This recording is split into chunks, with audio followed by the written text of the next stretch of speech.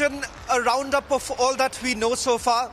In fact, we are getting in latest reports, images from across Ukraine. We have connected to local news networks to try and get the best coverage so that an all-round report can come in. So let's break it down for all our viewers who are tuning in right now. This is roughly around 12:30 in Ukrainian time, and this is what we know so far.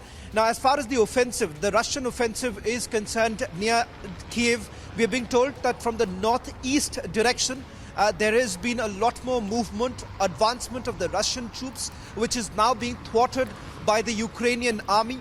In fact, there are images that are now coming in of the Russian offensive being increased in Kharkiv and Kiev itself. You've had maternity hospitals that are being targeted. In fact, Niranjan, I'm not very sure whether we have been able to put out those images, the images that I've sent just a short while ago to our newsroom of maternity hospitals in various parts of Ukraine that have now come under attack of their missile strikes that are going on. And not just that, important to point out that civilian areas in Zotomir has just recently, just a short while back, has been attacked by the Russian troops. Missile attacks are continuously increasing is what we are seeing on the ground itself. It does appear right now, Niranjan, as the West is trying to squeeze Russia, Russia on the other hand is certainly trying to amp up their strikes, at least in the civilian areas. Undoubtedly, Kharkiv has been completely pounded, but the fact of the matter is that whether at all they are being able to take control of the cities, if you simply go by the claims that have been made by the Ukrainian army, then certainly Russian army is falling short somewhere. At least on the ground, what we are seeing is that there is a massive massive pushback that we are seeing on the ground. There are several images that have come into our newsroom a short while ago of how Russian troops in Luhansk area, Luhansk, this very place from where we reported about 3 to 4 days ago.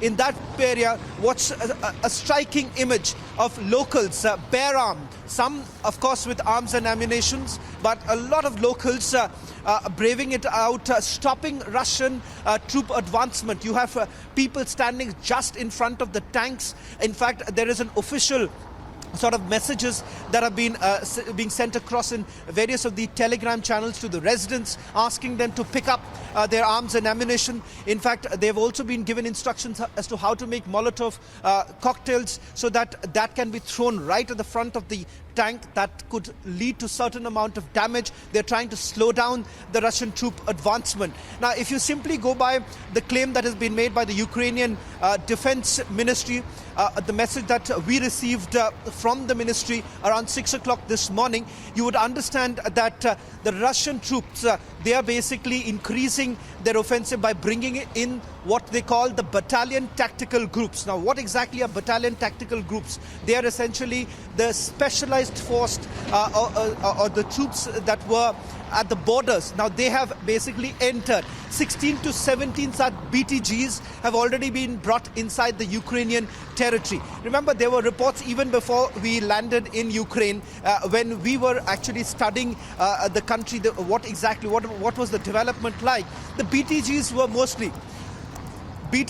mostly around the border areas, the Ukrainian border. But now the BTGs have been brought in. As far as the offensive from aerial side, right now not that much. The attack helicopters have been brought on. In fact, the numbers is just going up. You're talking about the Russian troops, about 5,000 Russian troops have been, soldiers have been killed in action. In fact, we are being told by the Ukrainian side that what is actually happening is that there is a massive loss of troops on the Russian side. They are also claiming that the Russian troops are not being able to make that kind of advancement simply because they do not have enough fuel. The other big challenge that the Russians are facing right now is that food supplies. They do not have food supplies. In some areas, Russian troops have been taken in as the prisoners of war. Right now, we do not know how many prisoners of war have been taken in. Let me bring in my colleague right now and also speak to our viewers on Republic Bharat. बिल्कुल सुचरिता, सुचरिता, आप हमें सुन रही हैं तो मैं बताना चाहूंगा कि इस समय जो अपडेट्स आ रहे हैं वो वाकई डराने वाले हैं। खौफनाक तस्वीरें लगातार सामने आ रही है और बड़ी बात यह है कि अब न्यूक्लियर अटैक यानी परमाणु हमले की धमकी दी जा रही है और बताया जा रहा है कि अगर वर्ल्ड वॉर होगा तो वो कितना खतरनाक हो सकता है। मैं कुछ अपडेट्स लगातार दर्शकों को बता रहा हूं, यहां से आप लोग भी लगातार अपडेट्स दे रहे हैं। जो वीडियो सामने आए हैं उसमें यह सामने आया कि रशिया को कितना नुकसान हुआ है। यूक्रेन की तरफ से दावा किया गया है लगभग 5,000 से ज्यादा लोग इसमें मारे गए हैं। 30 ऐसे हेलीकॉप्टर हैं जिनको नुकसान पहुंचा है, एयरक्राफ्ट हैं, 31 हेलीकॉप्टर को नुकसान पहुंचा है, 211 टैंक को नुकसान पहुंचा है, 355 गाड़ियों को भी नुकसान पहुंचा है। तो ये वो तस्वीरें हैं और बताने के लिए काफी है कि जब धमाके होते हैं तो कितना नुकसान होता है। हम लगातार वो तस्वीर आप तक पहुंचा रहे हैं और जो जानकारी हमारे सामने अभी निकल कर आ रही है, रशियन टैंक्स को रोकने के लिए अभी भी कई सारे ऐसे यूक्रेन वासी हैं जो सड़कों पर तैनात हैं और अभी हर शहर से तबाही की तस्वीरें सामने आ रही हैं। मैं आपको बताना चाहूंगा कि अगर आप अभी के हालात पर नजर डालें तो अभी जो बसेस मैं दिखाना चाहूंगा, रोड पर जो गाड़ियां चल रही हैं, जो बसेस चल रही हैं, आप पूछ रही हैं कि क्या तस्वीर सामने निकल कर आ रही, तो मैं बता दूं कि ये वो तस्वीरें हैं जो सिर्फ और सिर्फ मदद के लिए आगे बढ़ रही है। देखिए, गाड़ी निकली, उसमें पीले कलर का झंडा लगा हुआ था, उसमें लिखा हुआ था। तो यूक्रेन के वासी मदद के लिए आगे आ रहे हैं। लोग सड़कों पर इसलिए उतरे हुए हैं कि वो मदद करें। कई लोग ऐसे हैं जो यहां से जाना चाहते हैं, उनकी मदद के लिए भी यूक्रेन वासी आगे आ रहे हैं। सिर्फ और सिर्फ बस और गाड़ी उन लोगों को दी जा रही है जो यहां से जाना चाहते हैं। ये तस्वीरें इस समय हम बता रहे हैं। बस स्टॉप के सामने देखिए आप, बसेज ही बसेज आपको नजर आएंगी और ये सिर्फ और सिर्फ वो लोग हैं जो यहां से जाना चाहते हैं, उन्हें निकालने के लिए, इवैक्यूएट करने के लिए तमाम को। जी जी जी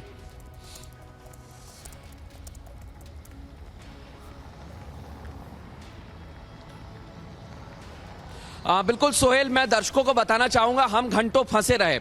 एकाएक जैसे ही ये कहा गया कि कीव को छोड़ना चाहिए और कीव को छोड़ने के लिए दर्शकों में जैसे ही इस बात की खबर पहुंचती है, यूक्रेन में भगदड़ जैसा माहौल हो जाता है। सिर्फ और सिर्फ कीव में नहीं, हर जगह ऐसा माहौल है। जो हमने तस्वीर देखी, हम कई बार बंकर में पहुंचे, हमने घंटे बंकर में बिताए हैं, लगभग 10 से 12 घंटे हमने बंकर्स में बिताए, शेल्टर्स में बिताए। वो तस्वीर वहां से भी हमने लाइव किया, वो तस्वीर भी दर्शकों को बताई। और इस समय जो कीव का क्षेत्र है, चाहे आप साउथ वेस्ट की बात करें, ईस्ट क्षेत्र की बात करें या फिर मध्य जो कि सेंट्रल में है, वहां से भी बमबारी की तस्वीरें लगातार सामने आ रही हैं। और खबर तो सोहेल ये आ गई कि वहां पर अस्पतालों को निशाना बनाया जा रहा है, स्कूलों को निशाना बनाया जा रहा है। तो अगर आप हमारे अनुभव की बात करेंगे तो हमने बहुत कुछ यहां पर देखा है, कुछ ऐसी चीज जो हम कैमरे में नहीं बता सकते। कैमरे, ये देखिए, पूरी की पूरी बस भरी हुई है। ये तस्वीर आप देखिए, लोग जाना चाहते हैं यहां से।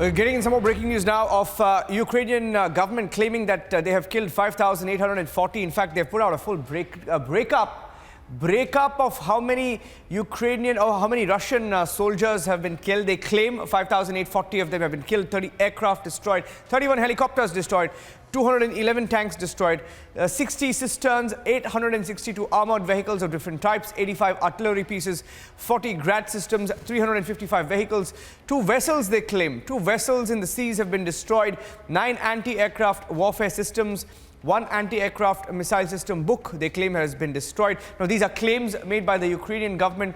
Russia, of course, has a different version to what's happened. I'd like to go across. Let's see if Shavan and Mridul are back. I'll go across to them. Yes, Shavan.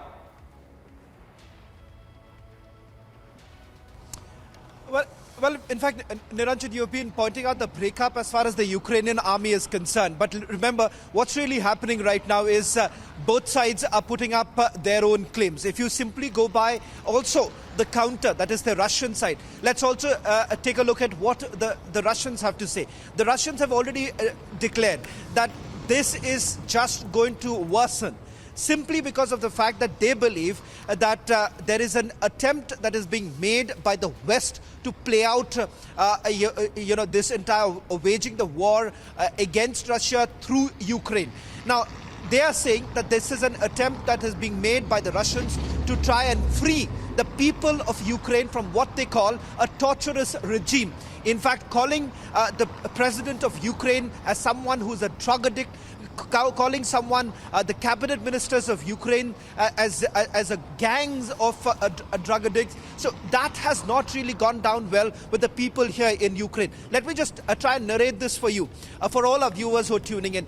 We have clocked more than 1,000 kilometers from the day we have landed in Ukraine to try and give you a picture of what's really happening. You can hear the sound of fighter jet as I speak. So where we are also, remember, there is a sense of preparedness. You have a lot of territorial defense units that are now being activated in various parts of the country to try and aid the Ukrainian military. So let me put this together for all our viewers. What does this essentially mean?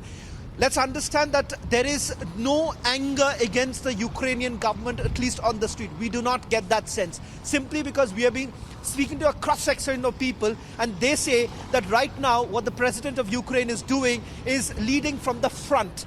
They're calling President Zelensky as someone the world should look up to, a leader. That's what the Ukrainians say. Let's put their side also at this stage.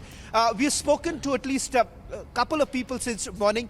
We have had youngsters, Ukrainians, who are now trying to even help foreign nationals who've been stranded. Even in times of despair, you've had the Ukrainians trying to come out and help the foreign nationals to cross the border. But what's very striking right now is that while, as far as the displacement that we are seeing of Ukrainians, largely Ukrainian women and children, they are crossing over. But as far as Ukrainian men are concerned, they are participating in this war. So across all checkpoints, things are changing right now.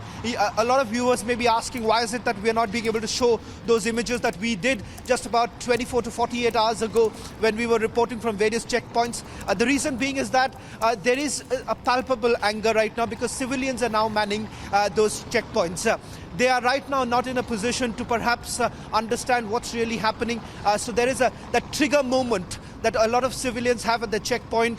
They believe that a lot of these Russian agents are working on the ground. They believe that Russia has sent out their agents even before this war actually began. They were mapping those government institutions. They were mapping government buildings, which is now being used by the Russian military to target them. That's the reason why a lot of youngsters who are on the ground, they seem to be very angry that what Russia has been doing was a pre-plan. This was a conspiracy that was hatched much before than what we are thinking, that we, the world, are thinking at this point in time. They believe that the world should now stand up to the aggression that has been shown by the Russians. What is it going to really happen in the next 48 hours? That's the other big question, because as far as the Ukrainians are concerned, let me underscore this point, Niranjan, that right now the Ukrainians have made it abundantly clear there is no question of surrender.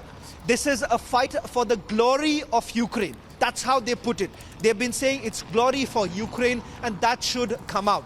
But what's really happening as a result of that the Russian army, certainly at this point in time, is trying to put pressure on the Ukrainian government so that this government which is in power, they succumb.